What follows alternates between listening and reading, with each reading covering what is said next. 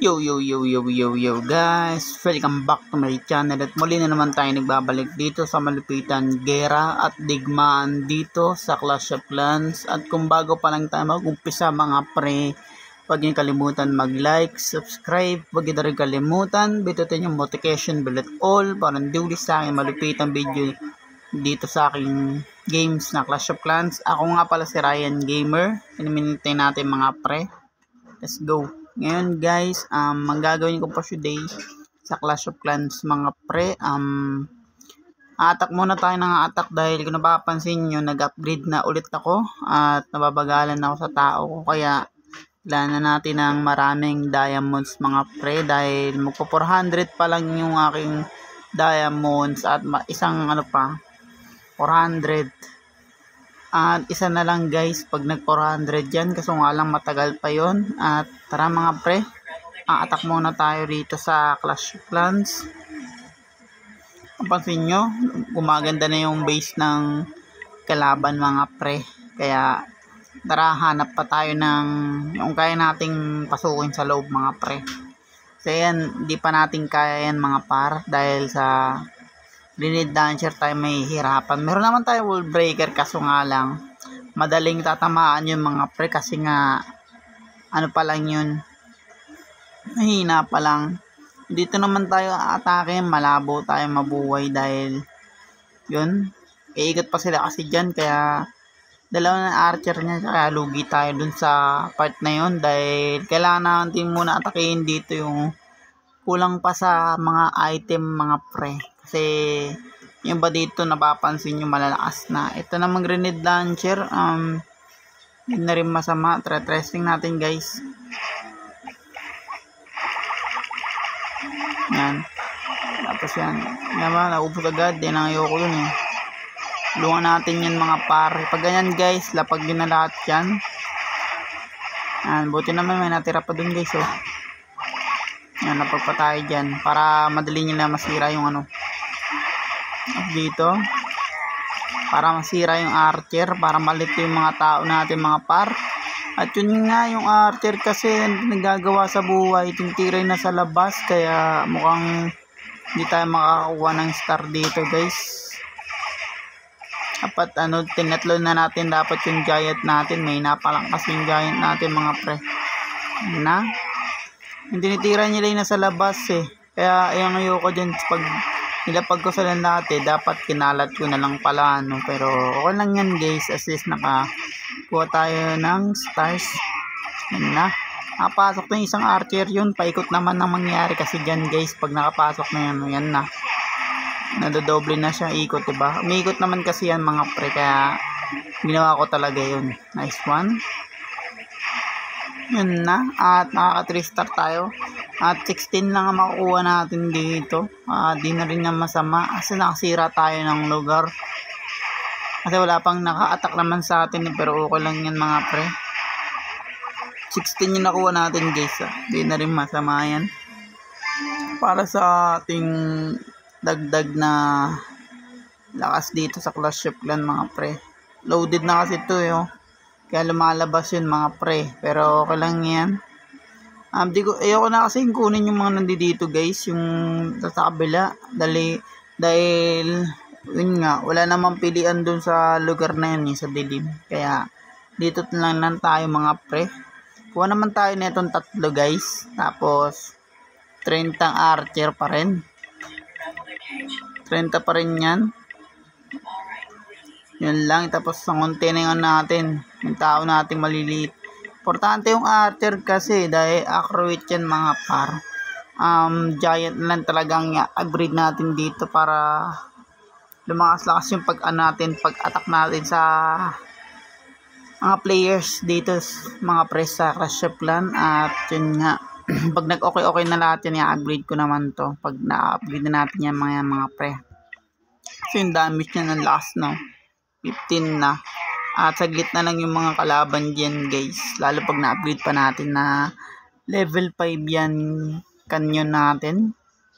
Tapos tong archer yan, pag na-upgrade na natin yan, tsaka itong mortal, pag na-upgrade na natin yan, malakas na yung depensa natin dito. At idodoble ko na lang yan guys, kaso nga lang immortal. Itong ilalagay ko na lang siguro yung isa nito sa kabila dito sa ano. Pag naglagay na tayo ng ano dito guys, dito ko lalagay yan. Kasi maglalagay pa ako ng bakod dyan. Parang pa-box-box lang gagawin ko pero malakas yung depensa. Maganda naman yung tactic na yun. Okay lang naman yung ganun tactic guys, yung box-box-box. Basta may depensa, tsaka maganda yung pwestuhan ng iyong defense na andito sa base. Kasi kailangan yun mga pre. At yun nga, dahin pa natin yung mga ating sundalo bago pa tayo umatake. Yun nga, konti-konti na lang. At ito guys, pag na-upgrade natin yan, matitriple yung lalagay dyan, lalo siya madadagdagan mga pre na ano. Nice one. Ito, malapit na natin i-upgrade dyan para mag-level to na yung mga giant. Pero importante kasi guys, ito mga to eh. Yan ang importante dyan eh. Panghuli na natin to mga pre. Ito, panghuli na natin yan. Importante yan mga yan guys, pag na-upgrade natin itong mga depensa natin. Tutusin, kulang pa nga eh. Dapat nga dito ko nilalagay yan eh. Oh. Balik natin guys, wait na, may gagawin ako. Lagyan natin to dito. Yan, tapos to dito. Para madepensahan nila yung yan, yung depensang malala guys. Pero ang pangit niyan guys ha. Ganyan ko lang talaga yan para mga pre madepensahan niya yung mga canyon tsaka archer. Malaki naman sakop kasi niyan grenade launcher. Kaya ako na yan, idodoble ko agad yan guys. Unang bibili muna natin dito mga pre yung tapakan nila para madagdagan tayo ng tao dito guys sa Clash of Clans. Mga bago dyan mga pre, huwag kalimutan mag-like, subscribe. Huwag rin kalimutan, bitutin yung notification bell at all para hindi siya malupit ang video rito guys sa Clash of Clans.